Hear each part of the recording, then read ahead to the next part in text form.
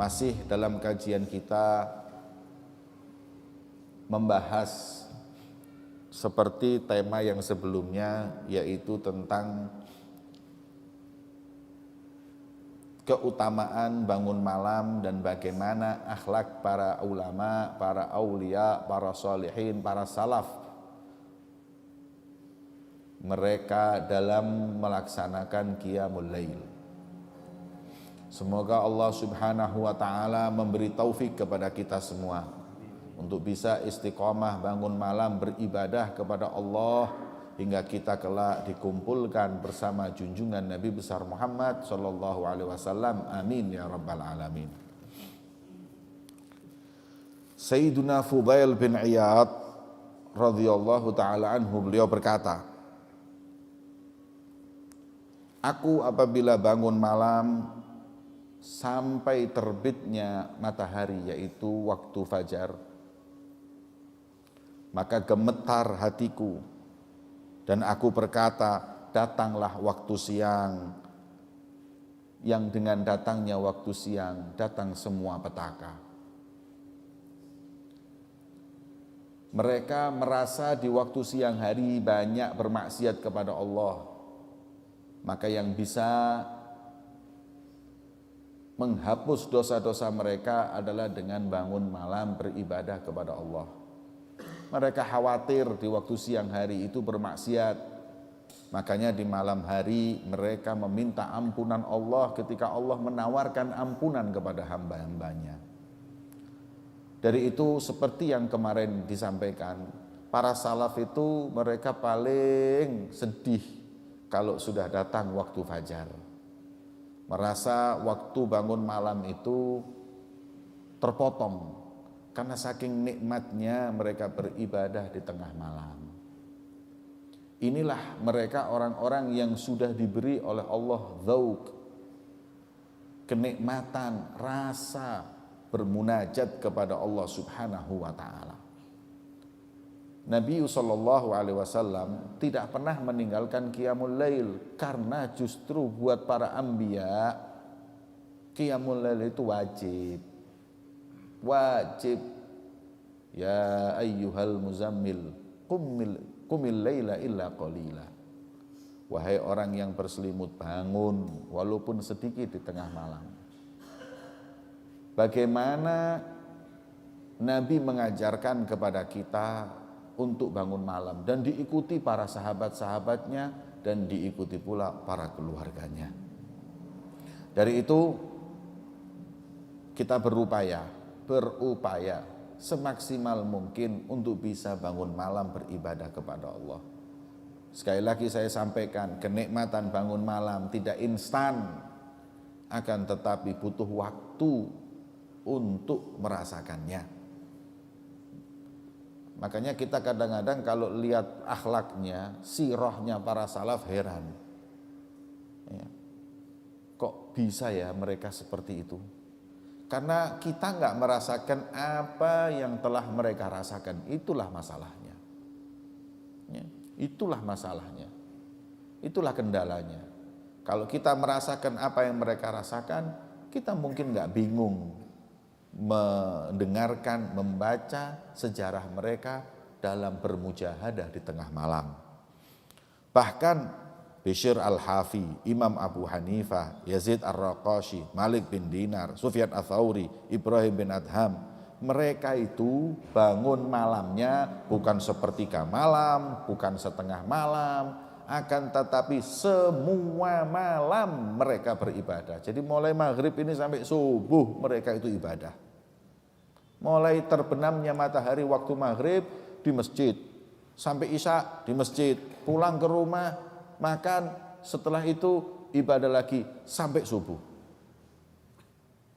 Mereka enggak sisakan satu saat pun di tengah malam kecuali untuk beribadah kepada Allah Subhanahu wa taala. Kemudian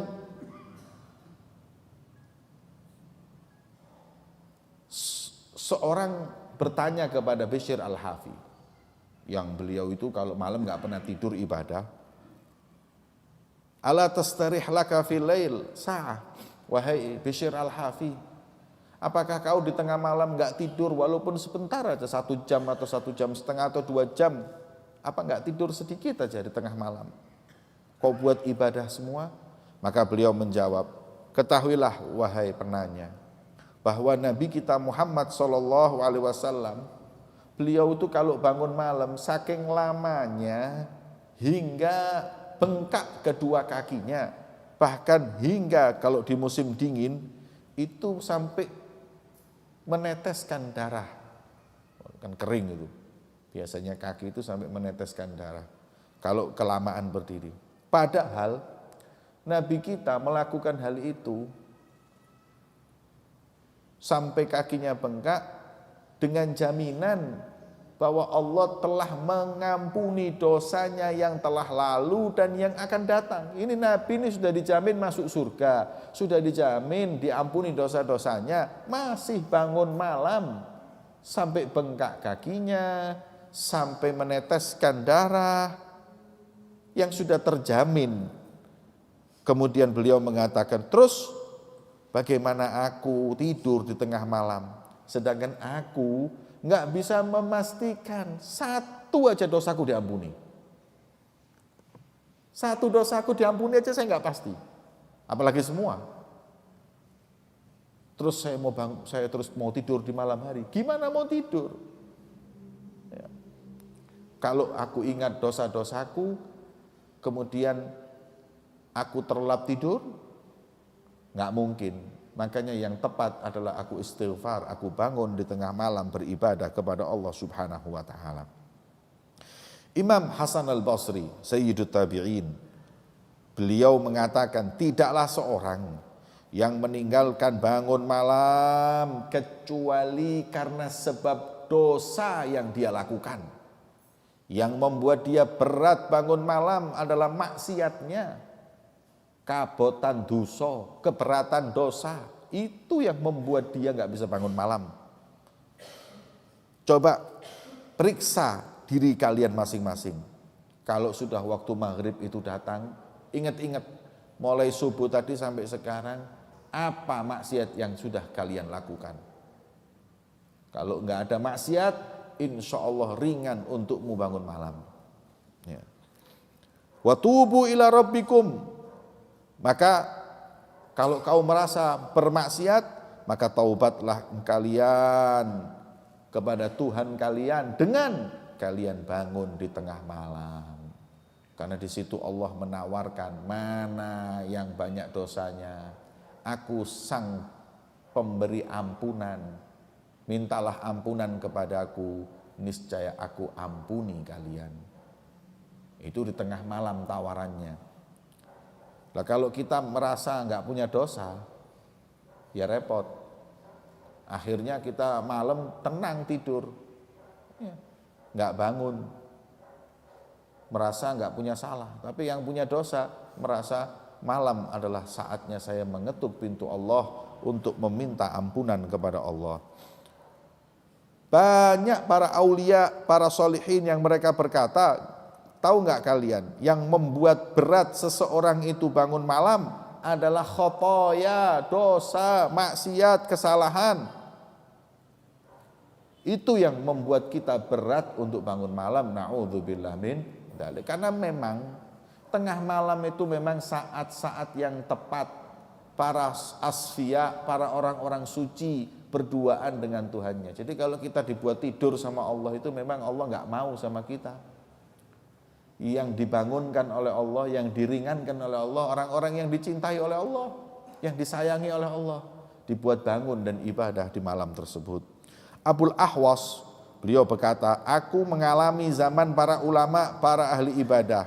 Mereka kalau malam gak pernah tidur, hingga aku ingat kalau aku keliling di pintu-pintu rumah orang atau di masjid di tengah malam, aku mendengarkan seperti suara dengungan tawon.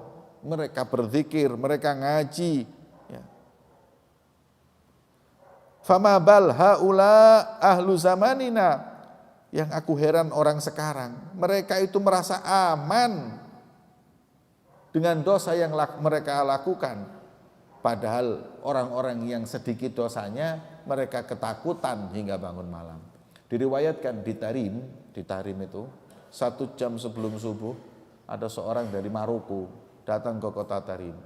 Ketika dia itu mau ke masjid, dia jalan dari rumahnya menuju masjid. 1 jam sebelum subuh dia setiap kali lewat rumahnya orang itu, di pintunya mendengarkan mereka lagi memulai membaca surat Yasin. Yang sini lagi baca, yang sini baca. Jalan ini semua sampai menuju masjid ini lagi baca surat Yasin semua, lagi qiyamul lail, lagi baca Quran semuanya. Ya. Makanya sampai beliau ketika selesai di Tarim, dia kembali ke Maroko, ditanya, "Wahai Syekh, iya, apa yang kau lihat di kota Tarim? Sifatkan kepadaku bagaimana orang-orang di Tarim." Beliau menjawab, "Haula lil malaikati asbah." Mereka itu saya katakan kalau saya jujur lebih mirip malaikat daripada manusia. Saking rajinnya mereka beribadah kepada Allah, mau bangun malamnya, mau ngajinya. Di Tarim itu saking makmurnya dengan ibadah. Saya pernah dengar dari guru saya, di Tarim itu banyak orang yang hafal Quran. Dan ngafalin Qurannya itu bukan hafalan, tapi min kathratis sima, saking seringnya mendengar orang baca Quran sampai hafal. Jadi yang di rumah baca Quran, yang di masjid baca Quran, ini baca Quran. Saking seringnya lihat orang baca Quran sana sini, sampai dengan tanpa sengaja dia hafal Al-Quran. Ya. Subhanallah. Kayak kisahnya Habib Ali bin Muhammad Al-Habsyi, ini kiasan. Habib Ali itu seneng nahu, seneng sorof, seneng i'rab. I'rab itu ya i'rab bahasa Arab itu, fa'il, maf'ul, ini semua sering pinter i'rabnya. Beliau ngajar di satu masjid, beliau senden gitu, ada tempat sendenan beliau kalau ngajar nahu, i'rab. Tiap hari ngajar di situ. Memang bahasa Arabnya beliau kan hebat, makanya maulidnya indah bahasanya. Ketika beliau ngajar, orang banyak yang tanya i'rab sama Habib Ali Habsyi. Ketika Habib Ali Habsyi itu enggak ada, Sariyah itu loh, bukan tembok, Sariyah itu kayak gituan. Beliau senden di Sariyah ini. Apa namanya ini? Tiangnya masjid. Kemudian ada satu orang mau tanya masalah nahu sama Habib Ali. Masuk ke masjid itu tanya, "Habib Ali Habsyi mana? Saya mau tanya satu masalah nahu ini." Beliau mengatakan, "Habib enggak ada." "Itu mau tanya apa?" "Ini mau tanya i'rab." "Ya Ustaz, enggak usah tanya sama Habib Ali Habsyi." Terus tanya siapa? Tanya tiang iku wae. Lha apa? Apal bendina ngrungokno i'rab ya Habib Ali Habsyi. Insyaallah tiang itu aja apal. Jadi dia tanya kalau bisa jawab semua yang inti permasalahkan. Ya. Ini seperti itu mereka ini. Ya. Begitu pula dalam bangun malam, dalam beribadah. Ya. Hebat. Apalagi kalau sudah Ramadan hadirin. Masya Allah, masjid-masjid itu makmur semuanya. Orang nggak ada yang tidur. Ibadah semua. Dari masjid ini ke masjid ini, dari masjid ini masjid ini. Saking banyaknya orang yang pengen ibadah, sampai dibagi masjidnya. Kan kalau di sini maghrib, isya adzan, taraweh. Masjid Al-Huda ya taraweh ba'dal isya, ya jam 7, setengah 8 lah, jam 7. Masjid mana? Jame ya jam 7 sampai jam 8. Ini segitu semua. Lah orang sana nggak mau. Saya kepingin bisa di semua masjid. Lah terus siapa? Gantian aja. Jadi jam 9 sampai jam 10 Masjid Pak Alawi. Ya. Kemudian Masjid Segaf itu jam 7 adzan sampai isya sampai jam sekian. Masjidil Muhdhar itu jam 11 sampai jam 12. Masjid Jamek di Tarim itu kalau tarawih jam 2 sampai sahur. Jadi kita itu nggak ada udzur, mau ninggalin sholat tarawih nggak ada udzur. Kita kan di sini enak, pulang gitu dari mana? Telat rek tarawih, gak iso meneh ae wis. Nih. Di sana nggak ada udzur, nggak bisa ya sembilan masjid ini. Masjid ini, dari masjid ini, masjid ini, masjid ini, semua sampai jam 2. Jam 2, sampai adzan isyaknya itu dibeda-bedakan. Masjid Jamek itu adzan isyaknya jam 2, Masjid Ba'alawi jam 9, ya jam segitu. Jam setengah 8 di Darul Mustafa, di Rubat Tarim. Wes. Saking senengnya bangun malam untuk ibadah kepada Allah Subhanahu wa taala. Nah, inilah keadaan mereka. Sirlah bin Ashim radhiyallahu anhu, beliau ya, kalau sudah sholat, beliau tegak berdiri mulai isya itu, setelah sholat isya sampai subuh.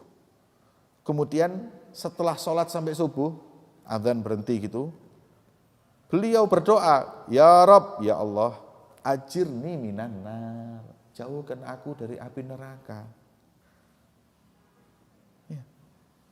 Fa inna mithli la yanbaghi lahu su'alul jannah. Sebab orang yang kayak saya ini, ya Allah, kayaknya enggak pantas mau minta surga kepadamu. Jadi saya cuma minta jauhkan kami dari api neraka. Ini yang bangun malam mulai isya sampai subuh, hadirin, merasa banyak dosa, jauhkan dari api neraka. Coba lihat.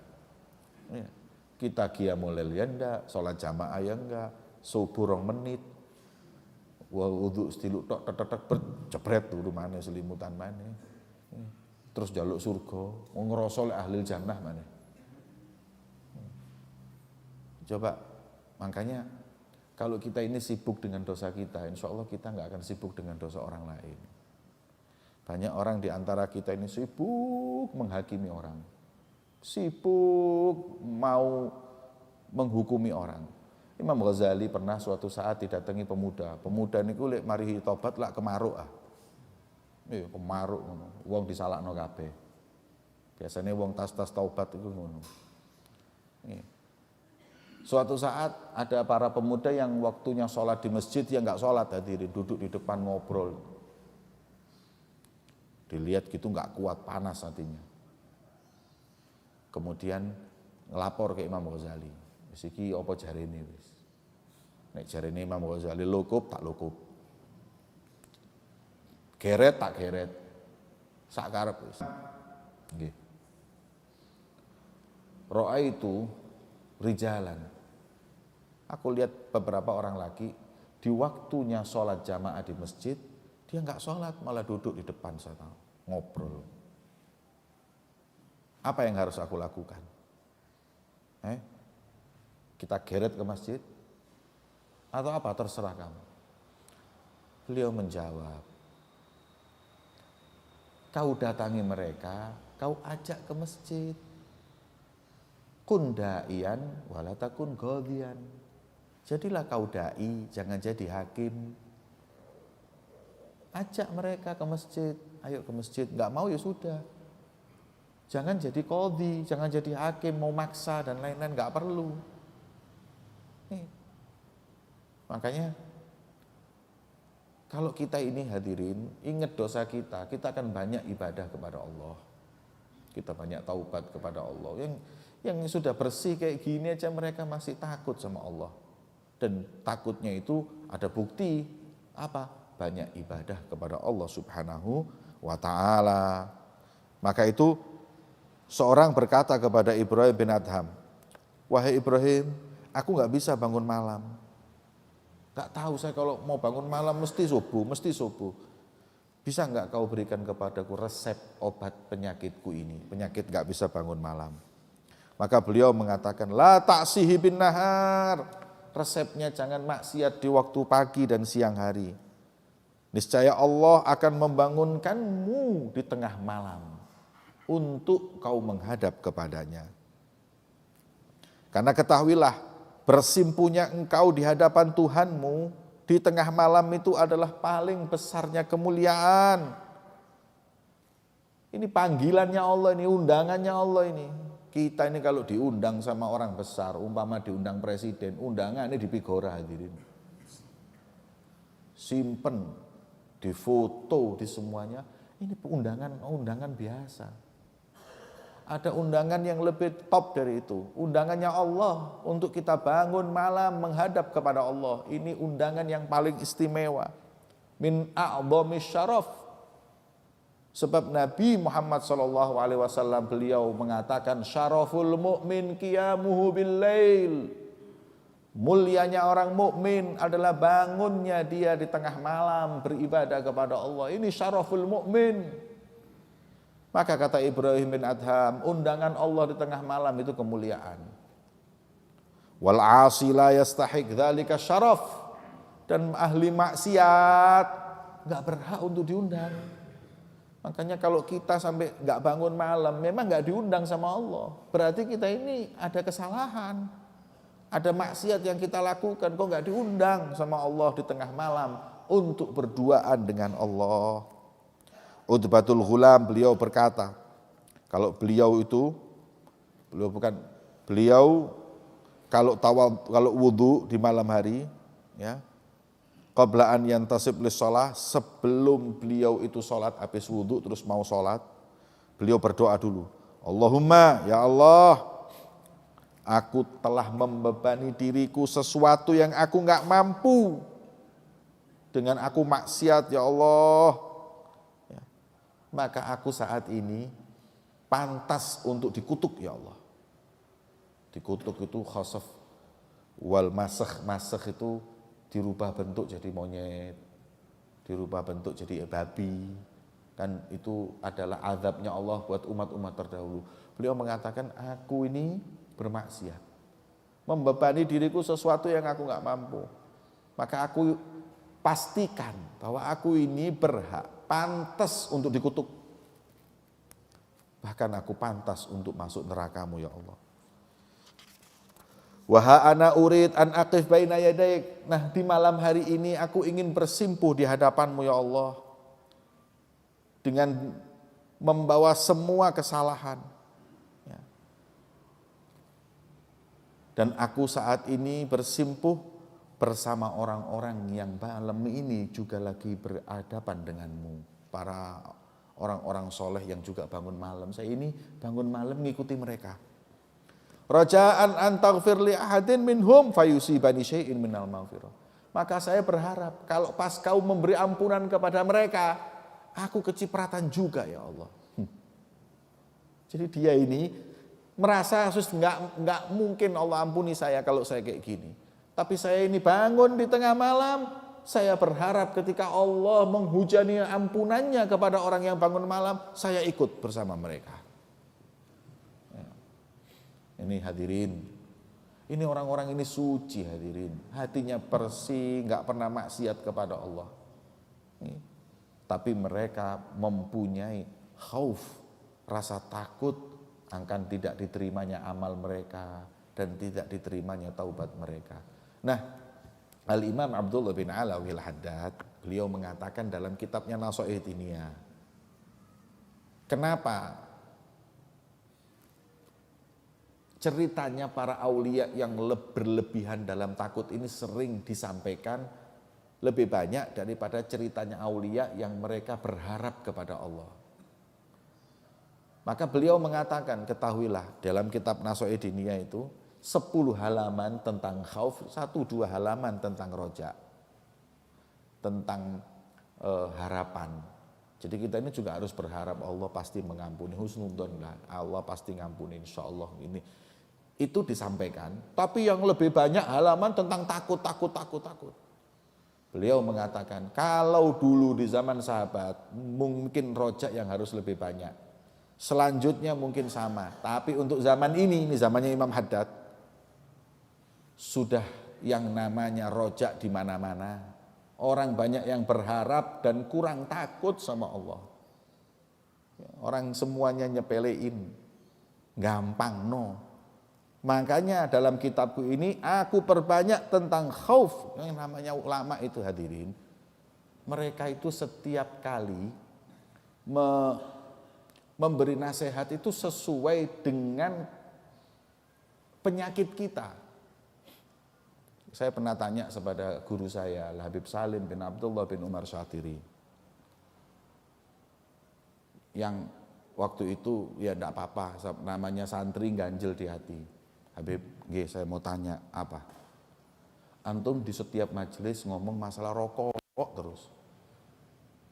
Yang padahal rokok itu kan masih beda pendapat lah ulama, walaupun kita berpendapat haram. Tapi antum selalu ulang-ulang. Padahal ada banyak hal penyakit yang mesti untuk dibereskan, maksiat yang mesti untuk banyak diingatkan. Maka beliau mengatakan, syuf, ya, ingat, itu tak bilangi. Dai, ustadz, itu kayak tabib, itu kayak dokter. Dokter itu hadirin, kalau lihat ada pasien sakit, sakitnya itu di mana? Yaitu yang diobati. Ada orang penyakit borokan di dengkul, ya kita obati itu boroknya di dengkul. Jangan kupingnya ente sogok-sogok. Mayan Pak. Kadang-kadang kita ini di majelis ngomong masalah ini dan itu, padahal kita tahu kendala mereka tentang hal ini. Makanya beliau itu berani betul. Di Hadramut beliau jarang bicara masalah rokok. Indonesia beliau ngerokok karena dilihat banyak ulamanya yang ngerokok. Kalau sudah ulamanya ngerokok, apalagi santrinya, apalagi orang awam, wis dudu rokokan mana ngelek rokok wis. Ya. Maka beliau ulangi masalah laki perempuan campur, masalah aurat. Kalau di Hadramut nggak banyak beliau cerita seperti itu. Adalah hal-hal lain yang beliau sampaikan. Ya. Tapi kalau di sini tidak. Nah, beliau mengatakan yang namanya ulama alim katabib. Jadi pas pada lukanya disitulah disembuhkannya. Dan menyembuhkan itu kan kadang sakit hadirin. Kadang-kadang kalau kita diingatkan masalah-masalah itu kan loro hati. Makanya itulah tugasnya para ulama, itulah tugasnya mereka para orang-orang dai. Seperti itu hadirin para salaf kita terdahulu. Al-Imam Hasan bin Saleh, beliau bangun malam dengan membawa budaknya. Budaknya itu diajak bangun malam. Tapi karena dia butuh duit, akhirnya budaknya ini dijual. Kemudian ketika budak ini dijual di orang lain, sudah biasa bangun malam sama Al-Imam Hasan bin Saleh. Kemudian budak tadi itu dijual oleh Imam Hasan bin Saleh pada seorang tuan yang tuannya enggak ahli bangun malam seperti beliau. Lah ini budak diriwayatkan iftatahatis shalah, waktu salat Isya itu beliau salat dan terus salat sampai subuh. Dan dia ingatkan kepada orang yang tinggal di rumah tersebut setiap saatnya untuk bangun malam. Ya ahlad dar gumu. Jadi kalau jam 2 malam itu ditangani kabeh sak omahe. Hei penghuni rumah bangun. Didelok lho sik jam pira, jam 2 durung subuh. Bangun, ini bangun malam. Ya ahlad dar shollu. Bangun salat. Faqalu laha nahnu la naqum ila fajr. Enggak. Kami biasa di sini enggak bangun malam. Kita bangunnya ya waktu salat fajar. Balik jariyah atau budak tadi kepada Sayyidina Hasan bin Saleh dan berkata, kau jual aku kepada sekelompok kaum yang enggak bangun malam? Aku takut aku akan malas sebagaimana mereka malas. Ketika aku melihat mereka tidur dan akhirnya aku pun tidur seperti mereka. Kau tanggung jawab nanti di sisi Allah. Akhirnya Imam Hasan meminta untuk dikembalikan. Wis tak kembalikan duitnya, budakku kembalikan. Kenapa? Aku khawatir kalau dia enggak bangun malam gara-gara aku jual. Ya. Karena Imam Abu Yazid Al-Bustami. Abu Yazid Al-Bustami ini wali min auliyaillah min kubarul auliya. Dalam manakibnya itu disebutkan bahwa beliau itu malam selalu bangun malam ya. Dan itu beliau lakukan semenjak waktu belum balik. Ini qiyamul lail itu mulai sebelum balik. Sebab suatu saat beliau itu ngaji di masjid PPQ lah. Guru ngajinya berkata, ya ayyuhal muzammil qumil laila illa qalila. Kemudian beliau tanya, wahai orang yang berselimut, bangunlah di tengah malam walaupun sedikit. Tanya, siapa yang dimaksud itu? Rasulullah. Pulang Abu Yazid Al-Bustami, datangi bapaknya. Abah, nggih. Tadi aku ngaji sampai pada surat Muzammil. Ada perintah dari Allah untuk Nabi Muhammad yang katanya, wahai orang yang berselimut, bangunlah di tengah malam walaupun sedikit. Si Muzammil itu siapa? Dijawab, hadza nabiyuna Muhammad. Itu nabi kita Muhammad. Abah, Nabi Muhammad itu kalau malam bangun malam. Iya. Lah abah kok enggak? Dijawab sama bapaknya, ya waladi, ada nabi. Pak, nak, iku Kanjeng Nabi. Ojo mbok padakno aku mbek Rasulullah. Waduh. Jauh. Nabi memang bangun malam lah. Kita kan enggak, kadang-kadang. Ya wis. Besoknya ngaji lagi, ayat itu diteruskan. Akhir ayat, wa ta'ifatul ladzina yaqumuna ma'ah. Dan juga sekelompok orang yang bersamanya juga bangun malam. Kemudian ketika pulang tanya lagi pada abahnya, "Bah, tadi ngaji." Ya. Terus ada ayat mengatakan dan sekelompok orang yang juga bangun malam bersama Nabi. Siapa kelompok itu, ayah? Itu sahabat-sahabat Nabi. Mereka diberi kekuatan oleh Allah dengan ibadah yang begitu kuat. Mereka bangun malam seperti Nabi.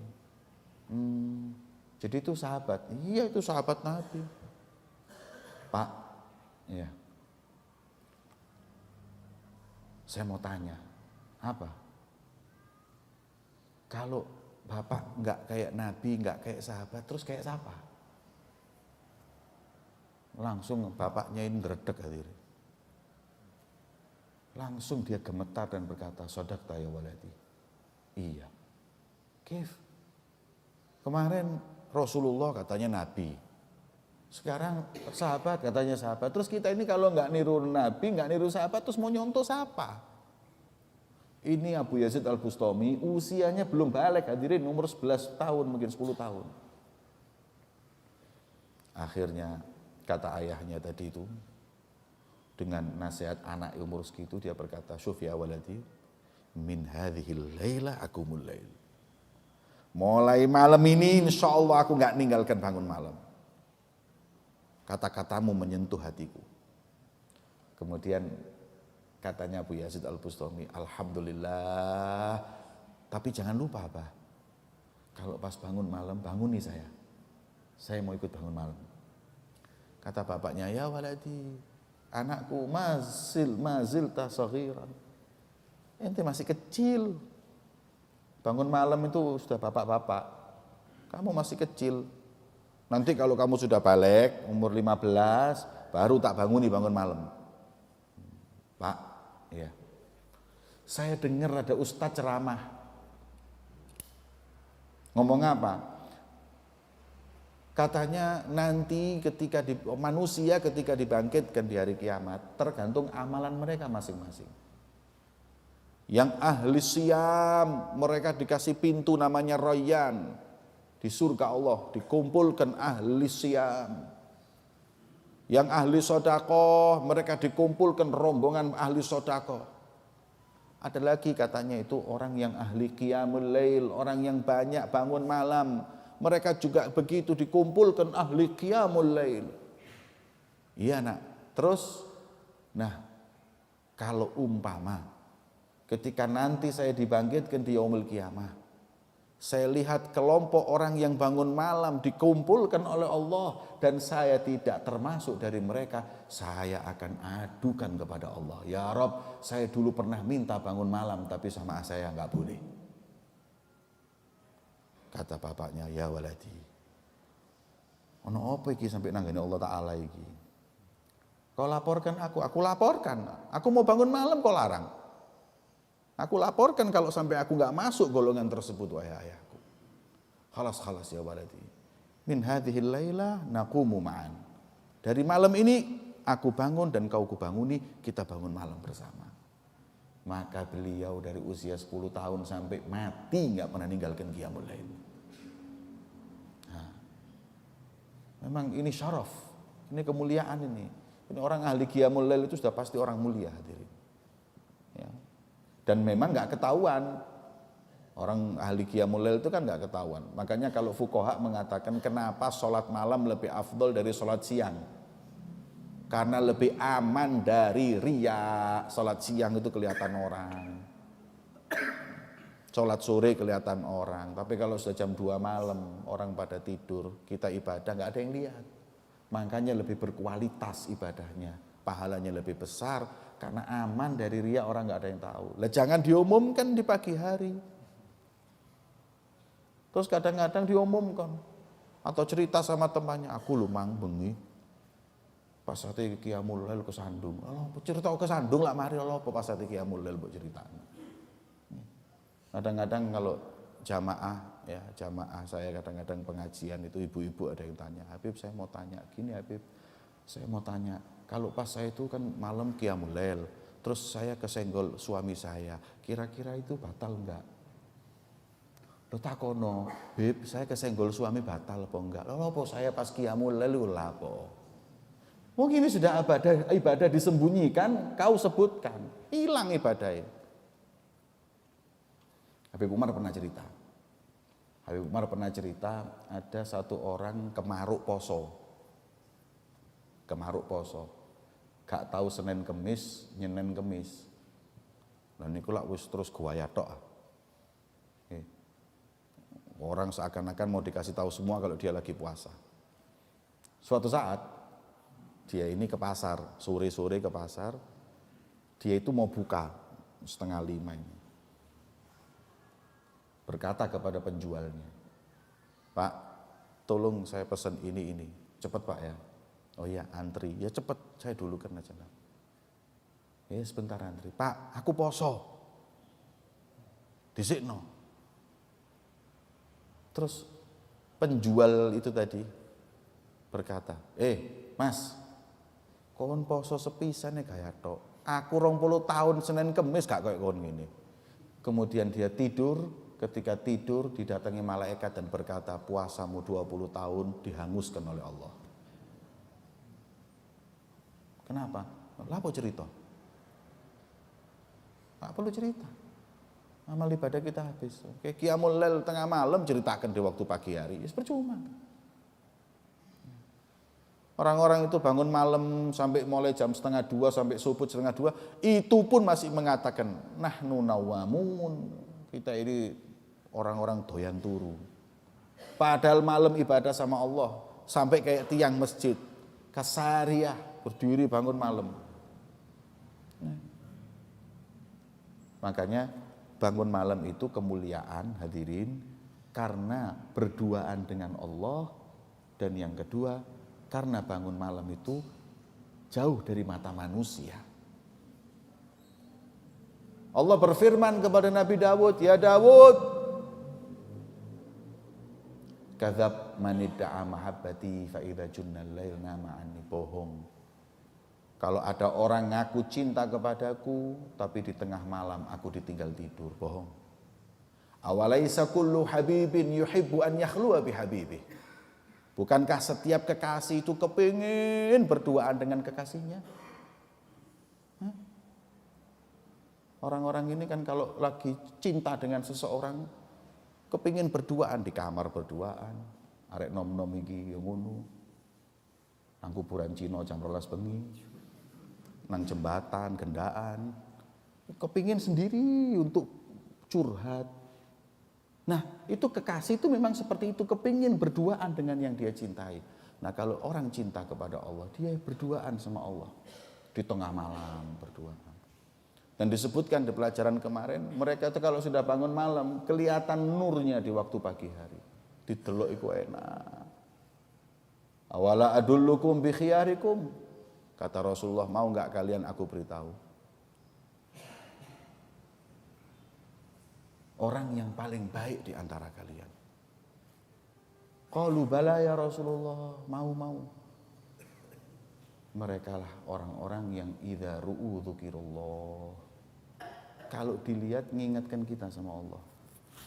Imam Hasan Al-Basri, beliau ditanya tentang ma bala wujuhus shalihin nayra. Saya ini heran. Wajahnya orang-orang soleh itu kok bercahaya, enak dipandang, enak dilihat. Kenapa? Maka Imam Hasan Basri menjawab, fa innahum khalau bi rabbihim, karena mereka kalau malam bersendirian dengan Allah, berduaan sama Allah. Fa albasahum nuran min nurih, maka mereka diciprati cahaya oleh Allah. Diciprati cahayanya Allah. Hingga kalau waktu pagi hari dilihat, ya Allah, sedep. Dilihat itu nikmat ahli qiyamul lail. Makanya dikatakan bahwa mereka itu adalah wajah yang kalau dipakai tawassul dikabulkan oleh Allah. Jangan lagi ya, wajah itu yang kalau kita pakai tawassul, wajah bekasnya bangun malam itu kalau kita pakai tawassul dikabulkan oleh Allah. Kata Imam Abdullah bin Alawi Al-Haddad, fawa asafi in muttu min qabli an ara wujuhan 'alaiha nura ilmin wa khasyati. Ya Allah, alangkah menyesalnya aku kalau sampai aku mati sebelum aku memandang wajah yang di situ ada cahaya Allah, cahaya takut kepada Allah, cahaya ilmu. Nyesel kalau sampai aku mati nggak sampai memandang wajah mereka. Ini. Makanya Bu Yazid Al-Bustami tadi yang ahlu qiyamul lail, wajahnya dibuat tawasul bisa. Pernah suatu saat ada sekelompok kaum kena musibah. Musibah apa? Musibah kemarau. Kemarau panjang. Berbulan-bulan nggak hujan sama sekali. Mau mati sudah orang-orang. Persediaan air sudah menipis. Hingga akhirnya mereka istisqa, sholat istisqa. Nggak turun hujan. Subhanallah, ada satu orang datang pakai keledai. Kemudian melihat orang lagi istisqa, bertanya, ada apa kalian? Sholat istisqa. Loh, kenapa daerah ini sudah berbulan-bulan nggak hujan? Boleh aku ikut berdoa? Ya monggo, fadhol, silakan doa. Tak amini insyaallah. Ayo bismillah, donga sing dawa iki. Kita butuh doa yang nangis-nangis nek perlu. Doa yang panjang, yang kau apal apa itu ndongakno kita amin. Ya wis bismillah, ya angkat tangan bismillah. Allahumma bihaqqi ma fi hadzal ras iski haula'in nas. Ya Allah, dengan berkat apa yang ada di kepalaku ini, turunkan hujan untuk mereka ya Rabb. 10 menit gerimis, 15 menit hujan, dan alhamdulillah persediaan hujan itu, persediaan air mereka langsung berlebihan. Bingung orang-orang, dikira baca Yasin, dikira baca surat apa dulu, kemudian tidak.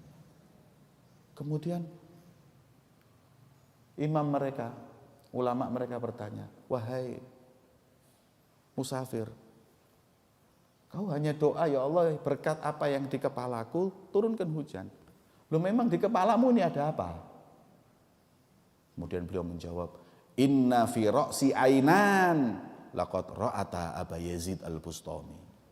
Karena di kepalaku ini ada 2 kelopak mata yang pernah aku pakai memandang Abu Yazid Al-Bustami. Jadi jangan merekanya hadirin, yang memandang ahli qiyamul lail dicintai dan dikabulkan doanya oleh Allah. Ini kemuliaan yang Allah berikan untuk mereka para ahli qiyamul lail. Kemudian beliau berkata, ya, Rabi'ah al-Adawiyah, di tengah malam beliau berwudu, kemudian pemakai wewangian sebelum beribadah, izin dulu kepada suaminya. Wahai suamiku, apa kau butuh sesuatu? Kau mau apa? Mau minta makan? Mau minta apa? Mau minta segalanya? Mau minta kewajibanku kepadamu untuk kumpul? Apapun kau ingin, monggo. Kemudian beliau berkata, qala la, enggak ada, saya enggak ada kebutuhan apapun. Qamat ila shabah, kalau sudah semua kewajibannya diberikan, beliau bangun malam sampai subuh. Kemudian beliau berkata di awal qiyamul lail, ya Allah ilahi, ya Allah, saat ini namatil uyun, mata manusia lagi tidur, wa gharatin nujum, dan terbitlah bintang-bintang di langit, wa aghlaqat mulukud dunya abwabaha, para orang-orang kaya dan raja-raja menutup pintu-pintu rumah mereka, wa babuka la yughlaq, dan pintumu saat ini enggak pernah tertutup, terbuka, faghfirli, maka ampunilah dosaku. Itu yang pertama kali beliau lakukan ketika awal bangun malam. Kemudian beliau tegak berdiri, sholat hingga waktu subuh itu datang, berkata, wa izzatuk wa jalaluk, ya Allah, demi kemuliaan dan keagunganmu, ini adalah tempat yang kupakai untuk berdiri, untuk menghadap ke pintu rahmatmu selama aku hidup di dunia ini. Ya, itulah hadirin, ya, para aulia, para solihin bangun malam padahal mereka hampir-hampir gak punya dosa. Hampir-hampir gak punya dosa. Saking gak punyanya dosa, sampai Al-Habib Abdullah bin Husain bin Thahir mengatakan, ma fa'altu makruhan wala hamamtu bimak. Jangan lagi yang haram, yang makruh aku gak pernah melakukan, bahkan niat untuk melakukan pun tidak terbesit di hatiku. Buat mereka itu makruh kayak haram, hadirin. Makruh itu kayak haram, sunnah kayak wajib. Qiyamul lail ini sunnah, tapi kayak wajib buat mereka. Nah, itulah salaf pendahulu kita, akhlak mereka, sirah kehidupan mereka. Rabbi fanfa'na bi barakatihim, wahdinal husna bi hurmatihim, wa amitna fi tariqatihim, wa mu'afatin minal fitani. Allahumma ja'al jam'ana hadha jam'an marhuma, tafarruqana min ba'dihi tafarruqan ma'suma, wa la taj'al fina wa la ma'ana syaqiyan wa la mahruma. Allahumma aftah lana wa liman hadar fi hadzal majlis futuhal arifin, wa faqihna wa iyyahum fid din, wa 'allimna wa iyyahum ta'wil, wa hdina wa iyyahum ila sawa'is sabil, warzuqna fahman nabiyyin wa hifdzal mursalin wa ilham malaikatil muqarrabin ala hadhihi niyyat wa kulli niyyah salihat jami'ah li khairi dunya wal akhirah wa ala ma nawa masyayikhuna al-Fatihah hadratin nabil Fatihah.